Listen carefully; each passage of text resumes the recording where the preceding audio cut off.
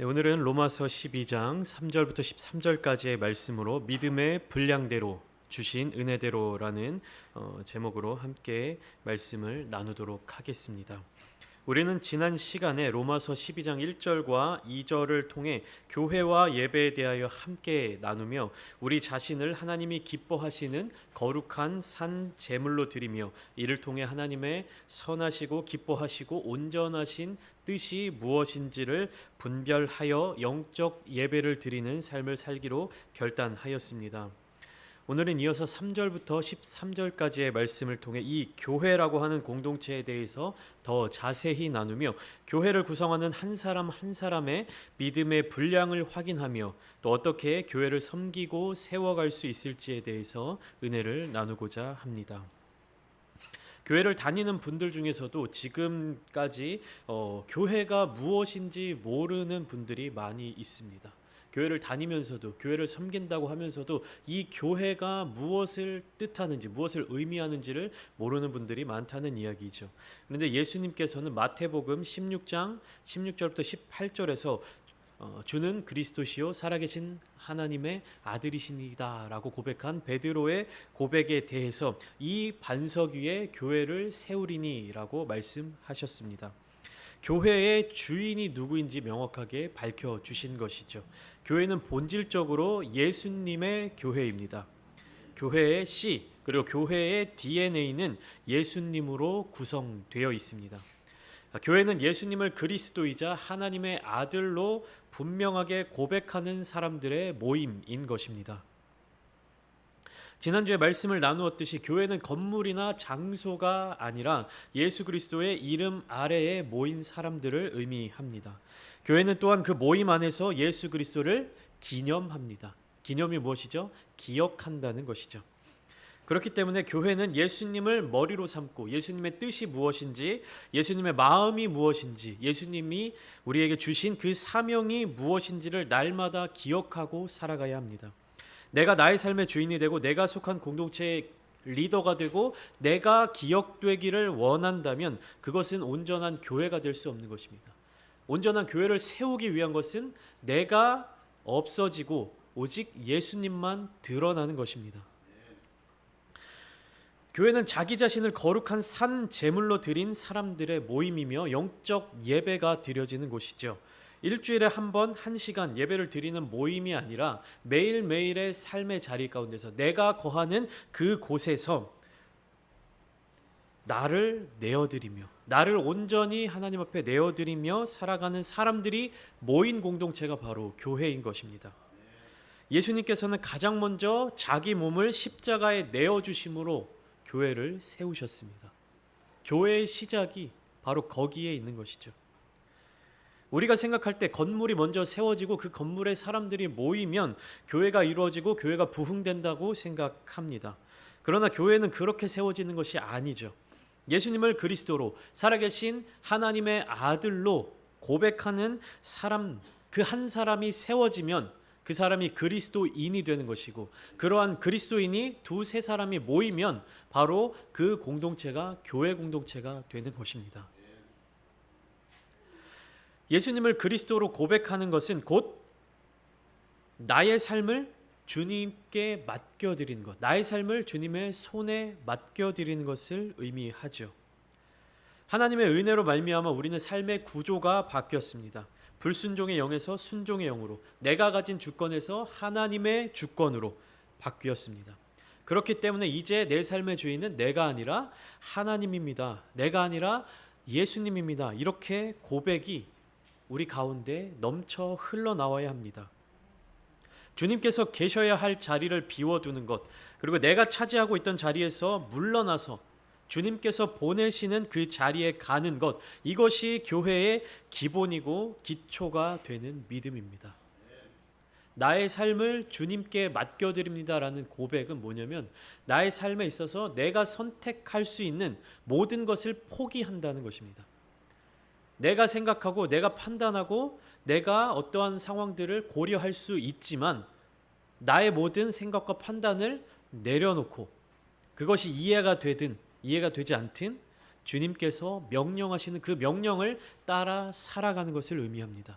주님께서 명령하시는데 그것이 내 마음에 동의가 되고 내가 이해가 되면 순종하는 것이 아니라 나의 생각을 내려놓고 주님의 뜻 가운데로 살아가는 것, 그것이 진정한 교회인 것입니다.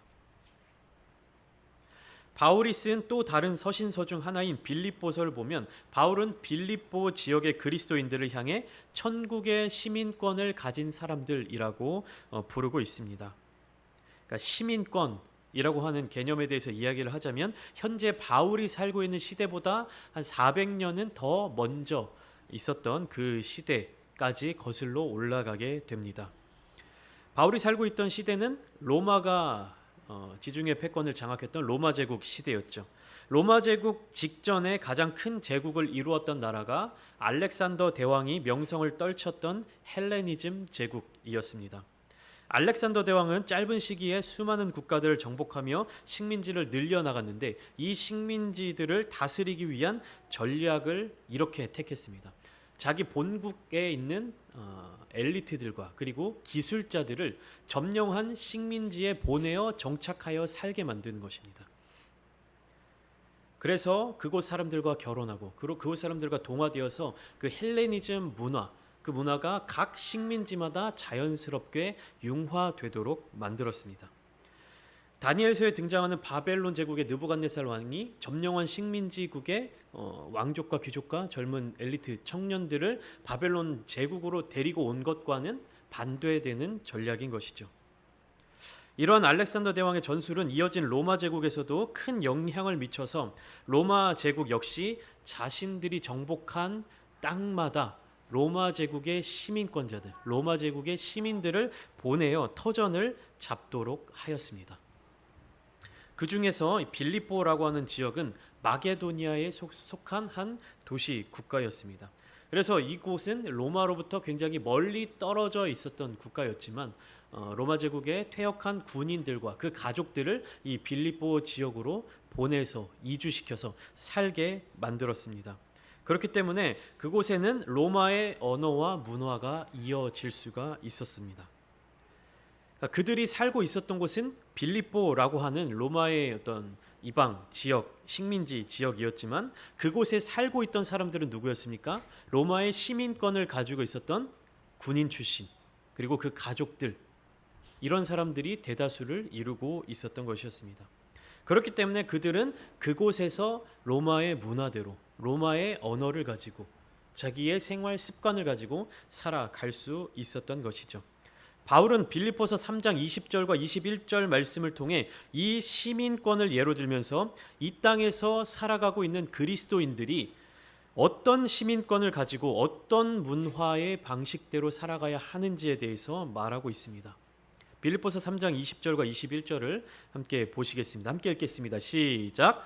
그러나 우리의 시민권은 하늘에 있는지라 거기로부터 구원하는 자 곧 주 예수 그리스도를 기다리노니 그는 만물을 자기에게 복종하게 하실 수 있는 자의 역사로 우리의 낮은 몸을 자기의 영광의 몸의 형체와 같이 변하게 하시리라. 빌립보서 3장 20절 첫 시작이 뭐라고 되어 있습니까? 그러나 우리의 시민권은 하늘에 있는지라. 바로 이 부분이 오늘 본문인 로마서 12장 3절부터 13절에서 바울이 강조하고자 하는 내용입니다. 하늘의 시민권을 가지고 있지만 이 땅에서 살아가는 사람들의 모습이 어떠해야 하는지를 알려주고 있는 거예요. 이전까지는 어떤 삶을 살았습니까? 이 땅에 속한, 이 땅의 시민권을 가지고 살아갔던 사람들, 육신에 속한 사람들이었으나 예수 그리스도의 보혈의 은혜로 말미암아 어느 시민권을 딴 것입니까? 하늘의 시민권을 갖게 된 것입니다. 그러니까 땅의 시민권에서 하늘의 시민권으로 바뀐 거예요. 그런데 여전히 어디서 살고 있습니까? 땅에서 살고 있는 거예요. 그렇기 때문에 그리스도인들은 땅에 속해서 땅에 살고 있지만 그들의 시민권이 하늘로 바뀌었다면 하늘에 속한 사람이 되는 거예요. 그러니까 내가 어디에 살고 있는지가 중요한 게 아니라 내가 가진 시민권이 어디에 있느냐가 중요한 사실을 바울은 이 말씀을 통해서 강조하고 있는 겁니다. 로마의 시민권자들이 로마의 식민지인 빌립보 지역에 간다고 해서 그 빌립보 지역의 문화대로 살아갑니까? 아니죠. 로마의 시민권자, 로마의 문화, 자기 모국의 문화와 언어를 가지고 살아갔습니다. 그 시대가 바울이 살아갔던 시대예요. 그러니까 내가 어디에 살고 있느냐, 내가 어떤 환경에서 살고 있느냐 보다 중요한 것이 무엇입니까? 내가 어떤 시민권을 가지고 있느냐. 자막 꺼주셔도 될 것 같습니다. 내가 어떤 시민권을 가지고 있느냐. 다시 한번, 내가 어디에 살고 있느냐보다 중요한 것이 내가 어떤 시민권을 가지고 있느냐입니다. 오늘 본문은 이 새로운 시민권, 하늘의 시민권을 받은 그리스도인들의 삶이 어떻게 변화되어야 하는지에 대해 설명하는 내용입니다. 바울은 1절과 2절 말씀을 통해 그리스도 안에서 새로운 삶을 살아가는 방법에 대해서 간단하게 이야기한 뒤에 이제 3절부터 구체적으로 가장 친밀한 그리스도인들의 공동체, 즉 교회 공동체 안에서 우리는 어떠한 삶을 살아가야 하는가를 말하고 있습니다. 만약 교회 공동체가 그 안에서 역사하시는 그리스도의 은혜에 순종하여 반응한다면 삶의 자리 가운데서 하나 되는 교회로 세워지게 된다는 사실입니다. 우리가 보통 하나 되는 모습에 대해 이야기하면 내가 가진 개성과 재능, 기능 같은 것들 포기하고 단위화되고 획일화된 모습을 가져야 한다고 생각하지만 바울은 오히려 그 반대로 설명하고 있습니다. 그러면서 오늘 본문 3절의 말씀을 전제 조건으로 이야기하고 있는데 3절 말씀 이렇게 기록되어 있죠. 내게 주신 은혜로 말미암아 너희 각 사람에게 말하노니 마땅히 생각할 그 이상의 생각을 품지 말고 오직 하나님께서 각 사람에게 나누어 주신 믿음의 분량대로 지혜롭게 생각하라. 이 말씀을 정확하게 읽지 않으면 오해가 생길 수 있습니다. 어떤 오해냐면 누구에게는 큰 은혜, 많은 은혜를 주시고 누구에게는 작은 은혜, 또 적은 은혜를 주시는 하나님으로 오해할 수 있습니다. 하지만 믿음의 분량을 각 사람에게 맞게 주시는 것은 은혜의 차별을 위함이 아니라 은사의 다양성을 위한 것이죠. 그래서 바울은 여기에서 지혜로운 생각에 대해 두 가지로 이야기하고 있는데, 첫째, 마땅히 생각할 그 이상의 생각을 품지 말고, 둘째, 오직 하나님께서 각 사람에게 나누어 주신 믿음의 분량대로 생각하라고 말하고 있습니다. 이것을 오늘날의 언어로 바꾸어서 말을 한다면 교만함 때문에 선을 넘지 말아라, 이렇게 이해하시면 좋을 것 같습니다. 즉 하나님께서는 모든 그리스도인들에게 은혜를 베풀어 주시고 각자에게 믿음의 분량들을 나누어 주셨는데, 이 믿음의 분량은 얼마나 많이 받았느냐가 중요한 것이 아니라 얼마나 잘 사용하느냐가 중요한 것입니다. 많이 받았고 적게 받았고 좋은 걸 받았고 뭐 좀 덜 좋은 걸 받았고 여기에 집중하는 것이 아니라 나에게 주신 그 믿음의 분량을 얼마나 잘 사용하는가에 집중해야 되는 거예요. 이것을 잘 사용하는 것에 집중하지 않고 어떤 은혜를 받았지, 어떤 은사를 받았지, 얼마나 큰 은혜를 받았지, 얼마나 큰 은사를 받았지에 집중하게 된다면 교회는 하나됨을 잃어버리게 된다는 사실입니다. 마태복음 25장에서 예수님은 달란트를 받은 세 종의 비유에 대해서 말씀을 하시는데, 이 이야기 속에서 주인은 먼 나라로 여행을 떠나면서 세 명의 종에게 각각 5달란트, 2달란트, 1달란트를 나누어 주었습니다. 세 명의 종들이 받은 달란트가 각각 달랐는데 주인이 달란트를 다르게 준 이유가 무엇이라고 나타나 있냐면 각 사람의 능력을 따라 나누어 주었다고 기록되어 있습니다. 마태복음 25장 15절 세번역 성경에는 이렇게 기록되어 있습니다. 그는 각 사람의 능력을 따라 한 사람에게는 5달란트를 주고 또 한 사람에게는 2달란트를 주고 또 다른 한 사람에게는 1달란트를 주고 떠났다. 개역개정 성경에서는 재능에 따라라고 기록이 되어 있는데, 주인이 종들에게 달란트를 나누어 준 기준이 무엇입니까? 사랑하는 만큼 달란트를 준 것이 아니죠. 신뢰하는 만큼 준 것이 아닙니다. 아끼는 만큼 준 것이 아니에요. 어떻게 주었습니까? 능력에 따라. 이 비유에서는 그 주인이 어떤 종을 더 사랑했는지가 나와 있지 않아요. 5달란트를 준 종을 더 사랑하고 1달란트 준 종은 덜 사랑하고 이런 표현이 나와 있지가 않습니다. 왜냐하면 5달란트 받은 종이나 2달란트 받은 종이나 그 일을 주인의 마음에 흡족하게 해내었을 때 주인은 동일한 칭찬을 내리죠. 마태복음 25장 21절과 23절은 이렇게 기록되어 있습니다. 자막을 한번 띄워주시면 이렇게 기록되어 있습니다. 그 주인이 이르되 잘하였도다 착하고 충성된 종아 네가 적은 일에 충성하였음에 내가 많은 것을 내게 맡기리니 네 주인의 즐거움에 참여할지어다 하고 한 글자도 다르지 않고 똑같습니다. 5달란트를 맡긴 종, 2달란트를 맡긴 종, 그 종들이 자기에게 주어진 그 일들을 잘 감당하였을 때 주인이 했던 칭찬입니다. 우리가 신앙생활을 하다 보면 교회 안에서 여러 가지 은사들로 섬기게 됩니다. 그러면 그런 생각이 들 수 있어요. 저 집사님은 저런 대단한 은사가 있네. 하나님이 엄청 사랑하시나 보다. 본문 말씀에 기록된 은사들 중 하나로 예를 들어보면 예언의 은사가 있다고 하면 뭔가 엄청 대단한 사람처럼 생각할 수 있죠. 하나님께서 크게 쓰신다고 생각할 수 있습니다. 하지만 바울이 이 로마서를 통해서 이야기하고 있는 사실은 당신이 어떤 은사를 가지고 있느냐보다 중요한 것이 당신에게 주어진 은사를 어떻게 사용하는가입니다. 그러니까 그 은사를 가지고 그 모습을 가지고 비교해서는 안 된다는 사실이죠. 우리가 그 은사를 구하면서 하나님 앞으로 그 은사를 간구하면서 은사를 달라고 기도하고 하나님께 나아가는 이유는 내가 더 큰 은사, 더 대단한 은사를 갖기 위함이 아니라 무엇이 되어야 하는 겁니까? 더 잘 섬기기 위해, 교회를 더 하나 되게 만들기 위해 구해야 된다는 사실입니다. 예수님이 주인이신 교회의 가장 큰 특징은 성도가 연합하고 하나 되는 것입니다. 그러니까 진짜 교회인지 아닌지는 여기서 결정되는 거예요. 교회를 구성하고 있는 성도들이 연합하고 하나 되는가, 서로 사랑하는가. 그렇다면 연합의 정도를 어느 정도까지 해야 할까요? 사도 바울은 한 몸을 이루는 것이라고 이야기를 합니다. 각기 다른 사람들, 별개의 사람들이 어떻게 한 몸을 이룰 수 있습니까? 그것은 그리스도 안에서 한 몸을 이룰 수 있습니다. 우리가 금요예배 시간에 나누었던 요한복음 17장의 말씀 속에서 예수님은 어떤 기도를 하십니까? 17장 11절 하반절에 이렇게 나와 있죠. 내게 주신 아버지의 이름으로 그들을 보전하사 우리와 같이 그들도 하나가 되게 하옵소서. 요한복음 17장 21절 말씀 자막 띄워주시면 아버지여 아버지께서 내 안에 내가 아버지 안에 있는 것 같이 그들도 다 하나가 되어 우리 안에 있게 하사 세상으로 아버지께서 나를 보내신 것을 믿게 하옵소서.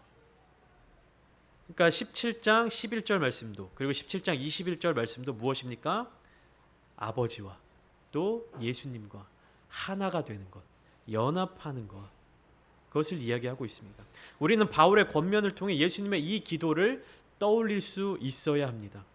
교회의 머리 되신 예수님께서 십자가를 지시기 전에 간절히 기도하신 내용이 뭡니까? 교회가 하나가 되어 세상에 나아가 예수 그리스도의 복음을 전하고 믿게 하는 것. 예수님의 마지막 기도가 이거였습니다. 자기를 부인하고 자기 십자가를 지고 예수님을 따르는 사람들, 그리고 아버지의 이름으로 하나가 되어 주님 안에 있는 사람들이라면 한 몸을 이룰 수 있는 것이죠. 이러한 사람들이 모인 곳이 교회라면 교회는 자연스럽게 한 몸이 되는 것입니다. 왜냐하면 같은 은혜를 경험하고 같은 사명을 받았기 때문입니다. 예수 그리스도의 십자가 은혜, 세상으로 복음을 증거하는 사명이 우리 가운데 있기 때문입니다. 만약 그리스도인들이 모였는데도 불구하고 하나가 되지 못한다면 가슴에 손을 얹고 내가 진정 그리스도인인가? 내가 정말 하나님의 은혜, 예수 그리스도의 그 십자가의 보혈의 은혜를 누리고 있는 사람인가? 경험한 사람인가? 내가 정말 나를 부인하고 십자가를 지고 주님을 따르고 있는가를 생각해 봐야 할 것입니다. 같은 은혜를 경험했는데 같은 사명을 가지고 있는데 어떻게 한 몸이 되지 않을 수 있습니까?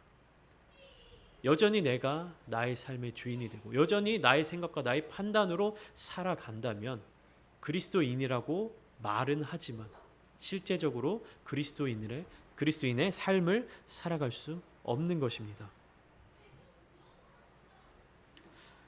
여러분, 우리가 이제 예배를 마치고 같이 식사 교제를 나누는데, 만약에 오늘 점심 식사로 라면을 끓여 먹는다고 하면 가장 중요한 게 뭐라고 생각하십니까? 라면을 끓일 때 다양한 필요한 요소들이 있죠. 여러분들이 생각할 때 라면을 끓이는 일에 있어서 가장 중요한 게 뭐라고 생각하십니까? 아마 다들 이제 머릿속으로 생각하실 겁니다. 라면이 당연히 가장 중요하지. 아니면은 라면을 끓이려면 물이 있어야지. 아니면 물을 끓일 수 있는 불이 중요하지. 이렇게 다양한 생각들을 가지고 계실 겁니다. 2015년 MBC의 한 예능이죠. 무한도전에서 무인도 편이 방영된 적이 있었습니다. 그러니까 무한도전 멤버 5명이 아무도 살지 않는 무인도에 들어가서 하루를 보내는 그런 모습을 촬영한 것인데요. 아침 일찍부터 들어가서 이제 저녁까지 그곳에서 촬영을 하니까 뭐 제대로 먹을 수 있는 것도 없고 뭐 제대로 쉴 수 있는 공간도 없었을 것이죠. 그래서 이제 그 식사 시간쯤에 돼서 제작진이 이 멤버들에게 라면을 끓일 수 있는데 필요한 5가지 재료들을 준비해 줍니다. 뭐냐면 라면, 그리고 물, 냄비, 그다음에 젓가락, 불을 피울 수 있는 성냥. 사진 한번 띄워주시겠어요? 그러니까 5명의 멤버들이 이 라면을 끓일 수 있는 5가지의 재료들을 하나씩 선택해서 나와야 되는 겁니다. 이게 동굴 안에 세팅되어 있는데, 근데 조건이 뭐냐면 한 사람 한 사람 들어가서 선택을 해야 되는 거예요. 그러니까 다른 사람이 무엇을 선택하는지를 모르게 고민해서 선택해야 된다는 것입니다. 그래서 이제 처음에 이제 박명수 씨가 들어가서 이제 무엇인가를 하나 가지고 나오고, 뒤이어서 다른 4명의 멤버들이 하나씩 가지고 나왔습니다. 여러분들은 이 중에서 뭘 선택하실 것 같습니까? 이 중요한 생각을 해야 되죠. 내가 무엇을 고르느냐와 그리고 다른 사람들이 무엇을 고르느냐, 이게 굉장히 큰 고민이 되지 않았겠습니까? 이 내용을 다 설명할 수 없기 때문에 결과만 말씀드리면, 다음 사진 보여주세요. 이 5명의 멤버들이 선택한 라면을 끓일 때 필요한 도구들이 이렇게 되어 있습니다. 한 명은 라면을 선택했고요. 한 명은 냄비를 선택했습니다. 그리고 나머지 3명은 무엇을 선택했냐면 성냥을 선택했어요. 그러니까 불이 가장 중요하다고 생각한 거겠죠. 그러면 이제 이 라면 한 봉지와 냄비와 성냥 3개로 어떻게 라면을 끓일 수 있겠습니까? 그래서 이 영상을 보면 이 멤버들이 막 저기 어디 이렇게 동굴 안에 있는 막 우물 가서 우물물을 막 떠오고, 그다음에 이렇게 떨어져 있는 나뭇가지를 이렇게 부러뜨려 가지고 그걸로 이제 젓가락을 대신해서 이렇게 식사를 하고 막 이렇게 하는 그런 모습들이 등장하고 있습니다. 네. 그러니까 라면을 끓일 때마다 사람들이 가장 중요하다고 생각하는 것들은 조금씩 차이가 있을 수 있겠죠. 그렇지만 어느 것 하나라도 부족하다면 온전한 라면을 만들 수 없을 것입니다. 저는 라면으로 표현을 했지만 바울은 이 똑같은 의미를 좀 더 고급스럽게 표현하고 있습니다. 본문 4절과 5절 말씀을 제가 읽어드리겠습니다. 우리가 한 몸에 많은 지체를 가졌으나 모든 지체가 같은 기능을 가진 것이 아니니 이와 같이 우리 많은 사람이 그리스도 안에서 한 몸이 되어 서로 지체가 되었느니라. 그러니까 그리스도인은 그리스도 안에서 몸된 교회, 그 자신이 주님의 몸된 교회임 동시에 그리고 서로가 서로를 위한 지체가 되어야 한다라는 것입니다. 왜냐하면 그 지체가 한 몸 안에 있기 때문입니다. 한 지체가 자기의 유익만 생각한다면 이것 때문에 전체 몸에 악영향을 끼치게 되고, 이는 결국 다른 지체들에게 뿐만 아니라 자기 유익만 생각한 그 지체에게도 해로운 결과를 가져오게 되기 때문이에요. 라면을 끓일 때 불이 가장 중요하다고 생각해서 성냥을 3사람이 가져오니까 어떻게 됩니까? 라면을 끓일 수가 없게 되는 거예요. 우리 몸에 다양한 지체들이 있습니다. 제가 물에 빠졌어요. 근데 제 손이 나만 살겠다고 이렇게 물 밖으로 손만 이렇게 건져 올리고 있습니다. 그럼 어떻게 됩니까? 헤엄쳐서 물 밖으로 나가야 되는데 내 왼손이 나만 살겠다고 이렇게 물 밖으로 이렇게 손을 내밀고 있어요. 그럼 어떻게 됩니까? 몸 전체가 가라앉게 되죠. 그러면 결국에는 이 손도 기능을 잃어버리고 죽을 수밖에 없는 것입니다. 교회가 바로 이러한 공동체입니다. 한 몸 공동체입니다. 나만 살겠다고, 나만 유익을 누리겠다고, 나의 이익만 생각하면 결국에 한 몸을 이룰 수 없고 교회가 죽어버리게 되고 그 교회에 속한 많은 지체들, 나 자신까지도 죽어버릴 수밖에 없는 것입니다. 바울은 고린도 교회에 보내는 편지에서도 한 장 전체를 할애하여 이와 같은 메시지를 전달하고 있는데 고린도전서 12장 24절부터 26절까지의 말씀을 제가 읽어드리겠습니다. 우리의 아름다운 지체는 그럴 필요가 없느니라. 오직 하나님이 몸을 고르게 하여 부족한 지체에게 귀중함을 더하사 몸 가운데서 분쟁이 없고 오직 여러 지체가 서로 같이 돌보게 하셨느니라. 만일 한 지체가 고통을 받으면 모든 지체가 함께 고통을 받고 한 지체가 영광을 얻으면 모든 지체가 함께 즐거워하느니라. 하나님께서는 우리 모두에게 교회를 세우는 데 필요한 은사를 주셨습니다. 교회가 되기 위하여 서로 다른 은사를 가지고 모인 것입니다. 그렇게 서로를 판단하거나 비판해서는 안 됩니다. 서로 다른 은사를 주신 것이지 누구에게는 올바른 은사를 주신 것이고 누구에게는 틀린 은사를 주신 것이 아니기 때문입니다. 우리는 각각 공동체를 이루기 위하여 적합한 은사를 받아서 모인 것입니다. 우리 몸에 머리, 손, 발, 눈, 코, 입이 있듯이 교회에는 다양한 은사를 가진 교인들이 모여서 한 몸을 이루는 것입니다. 우리는 나 자신에게 주어진 그 은사대로 교회를 섬길 수 있어야 합니다. 나에게 주신 은사가 눈과 관련된 은사인데 냄새만 맡으러 다니고, 나에게 주신 은사가 귀와 같은 역할을 주신 은사인데 듣진 않고 말만 하러 다니고 이러면은 그것은 온전한 몸을 이룰 수가 없는 것이죠. 그리고 여기에 더해서 이 은사는 반드시 사랑으로 섬겨야 합니다. 고린도전서 12장이 은사장이죠. 한 장 전체가 교회 안에서 주어진 성령의 은사에 대해서 말씀하고 있습니다. 그리고 이어지는 13장이 무엇입니까? 그 유명한 사랑장입니다. 오늘 본문이 속한 로마서 12장도 3절부터 8절까지는 은사에 대해서 이야기하고 있고 9절부터는 무엇에 대해서 이야기하냐면 사랑으로 섬기라고 권면합니다. 그러니까 사랑이 있어야 다른 지체들을 섬길 수 있습니다. 사랑이 없는 은사는 자기 자신을 세우는 데에만 쓰이게 되는 것이죠. 어떤 사랑으로 섬겨야 합니까? 누구의 사랑으로 섬겨야 합니까? 요한복음 13장 34절의 사랑으로 섬겨야 합니다. 새 계명을 너희에게 주노니 서로 사랑하라. 내가 너희를 사랑한 것 같이 너희도 서로 사랑하라. 예수님이 제자들을 사랑하신 그 사랑. 이 사랑이 어떤 사랑입니까?